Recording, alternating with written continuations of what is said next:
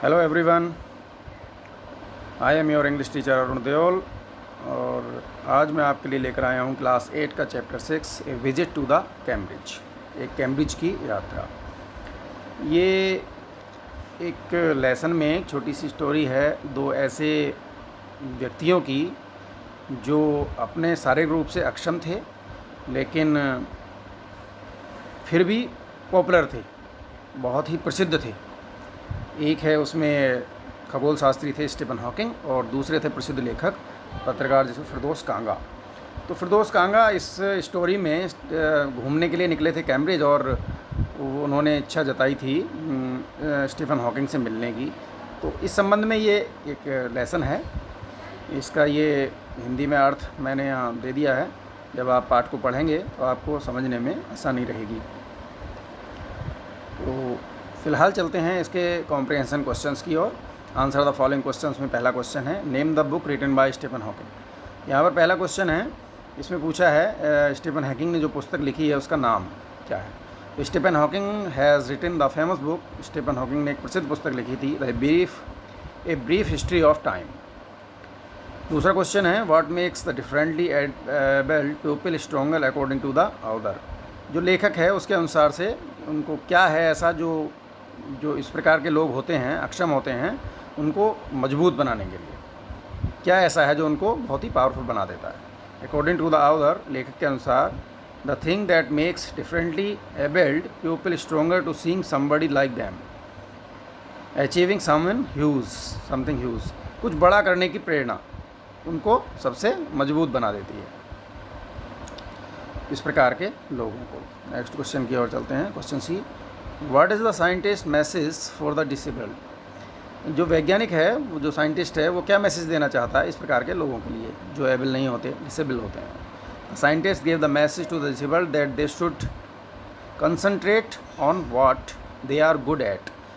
तो उसके लिए मैसेज देना चाहता है ऐसे लोगों के लिए कि उनको कंसंट्रेट करना चाहिए अपने में, जैसे वो हैं अपने आप में कितने अच्छे हो सकते हैं, कितना अच्छा कर सकते हैं, इस बारे में उनको ध्यान करना चाहिए। जबकि इस चीज़ का ध्यान नहीं रखना चाहिए कि वो अक्षम हैं, कुछ कर नहीं सकते, इस तरह की बातें जो हैं वो नहीं सोचनी चाहिए उन्हें। Question D, the writer express his great gratitude to the Stephen Hawking. What is the gratitude for. जो अपना आभार व्यक्त करना चाहता था राइटर स्टीफन हॉकिंग के प्रति, वो आभार क्या था। The writer express his great gratitude, जो राइटर था वो अपना जो महान वो करना चाहता था gratitude to the Stephen Hawking, Hawking के प्रति, for giving him the time, कि उसने इतना बड़ा व्यक्ति होने के बाद भी उसको उसे टाइम दिया। फॉर हिज बिजी रूटीन, अपने व्यस्त समय में से निकाल करके उसको जो समय दिया उसके लिए उसका आभार प्रकट करना चाहता था। And giving the other inspiration to the help make his life better, अपने जो जीवन है उसको सफल बनाने के लिए उससे इंस्पिरेशन प्राप्त करना चाहता था। नेक्स्ट क्वेश्चन है, वर्ड पावर में, choose the words from the box which can be substitute for the given sentences. यहाँ पर कुछ शब्द दिए हुए हैं और एक वाक्य के प्रति हमें कैसा शब्द प्रयोग करना चाहिए, यानी कि पूरे सेंटेंस के लिए एक शब्द का हमें प्रयोग करना होता है, तो हमें कौन सा प्रयोग कर सकते हैं। तो जैसे इसमें है वन हु कैन नॉट सी, ये सेंटेंस था, मैंने जो इनके लिए एक शब्द इनके आगे लिख दिया है, इसमें से खाली स्थान जो भर दिए हैं। तो वन हु कैन नॉट सी, एक व्यक्ति जो देख नहीं सकता, उसको हम क्या कहेंगे, इसके आगे लिखा हुआ blind. One who can not here deaf, one who can not here, जो सुन नहीं सकता, ऐसे व्यक्ति को कहते हैं DEF, डीफ, बहरा। One who can not speak, जो बोल नहीं सकता, डम्ब, DUMB, डम्ब मीन्स मतलब गूंगा। One who can not walk, जो चल नहीं सकता, उसको हम बोलते हैं लेम, लंगड़ा। और अंतिम है one who can not read और राइट, ऐसा व्यक्ति जो न पढ़ सकता है न लिख सकता है, उसको हम बोलते हैं इलिटरेट, अनपढ़। Next question, now make 6 such Paris using the words given in the box.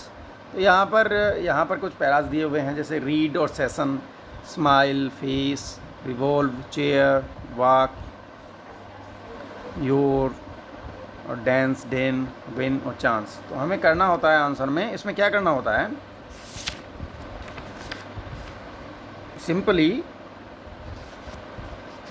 इसमें करना ये होता है कि it is simple, add ING to the verb. जो यहाँ पर वर्ब दी हुई है, जैसे रीड और सेशन में पहला शब्द रीड दिया हुआ है, तो हमें रीड वर्ब में ING जोड़ना होता है उसको, और वॉवेल एक पहले लगा देते हैं और and use the before the noun, और नाउन का प्रयोग कर देते हैं। Put an article at the beginning, और एक आर्टिकल को इसमें शुरू में लगा देते हैं। जैसे यहाँ पर रीड और सेशन है, तो रीड में हमने ING लगाया, और एक आर्टिकल जो था ए उसको हमने सबसे पहले रख दिया और सेशन जोड़ दिया, तो ए रीडिंग सेशन हो गया इसका। ऐसे ही स्माइल फेस, ए रिवॉल्व चेयर, तो रिवॉल्व ए रिवॉल्विंग चेयर, और ए वॉकिंग टू, ऐसे ही ए डांसिंग डेल, और ए विनिंग चांस। यहाँ पर रिवॉल्व में ING लगा लेंगे, स्माइल में भी ING लगा लेंगे, smiling face.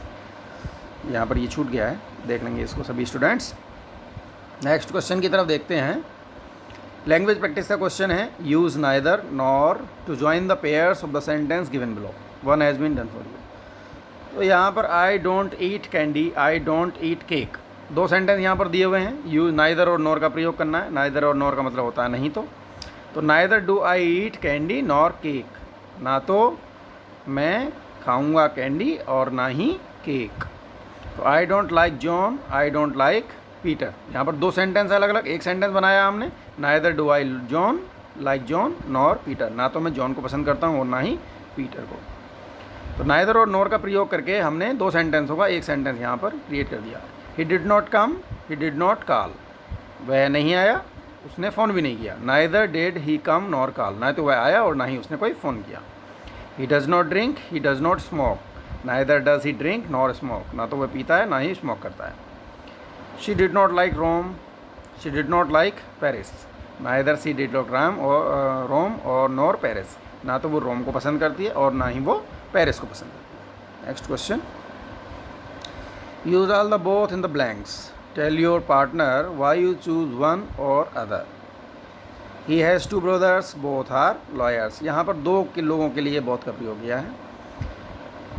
More than 10 persons called, all of them wanted to see.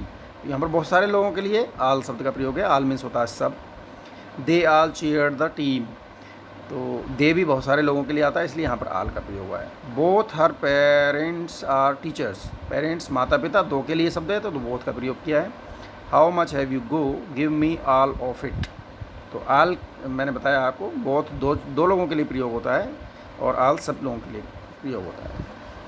Next question देखेंगे, use of let's and lets. यहाँ पर दो चीज़ें देखने को मिलती हैं, एक लेट में एपोस्ट्रोफी एस का प्रयोग नहीं हुआ है और दूसरे लेट में एपोस्ट्रोफी एस का प्रयोग हुआ है। दोनों अलग अलग शब्द हैं, दोनों का प्रयोग भी अलग अलग प्रकार से होता है। होता क्या है कि जब हम एपोस्ट्रोफी एस का प्रयोग नहीं करते हैं तो ये इसका मतलब होता है अलाउ या परमिट, किसी को परमिशन देना या अलाउ कर देना होता है किसी के लिए।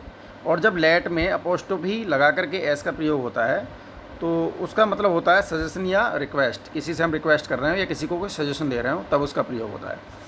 जैसे यहाँ पर now complete the following sentence में यूजिंग लेट्स और लेट्स का प्रयोग किया है। His mother let's him watch TV till midnight, तो हिज मदर लेट्स, यहाँ पर लेट्स में लेट के बाद एपोस्ट्रोफी का प्रयोग नहीं हुआ है और सीधे एस का प्रयोग हुआ है, तो इसका मतलब वो परमिशन दे रही है, अलाउ कर रही है उसकी माँ कि उसको आधी रात तक टीवी देखने के लिए अलाउ कर रही है। दूसरे में लेट के बाद एपोस्ट्रोफी एस का प्रयोग हुआ है तो होप फॉर द बेस्ट, हमें आशा करनी चाहिए, तो हम ये क्या कर रहे हैं, या तो सजेशन दे रहे हैं या फिर रिक्वेस्ट कर रहे हैं। Let us hope for the best, हमें सबसे अच्छा करने के लिए करना चाहिए, आशा करनी चाहिए कि वो बहुत अच्छा कर सकें।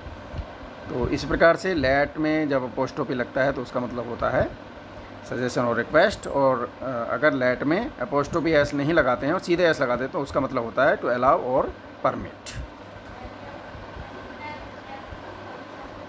इस प्रकार से इसके क्वेश्चन आंसर यहीं पर समाप्त होते हैं। धन्यवाद।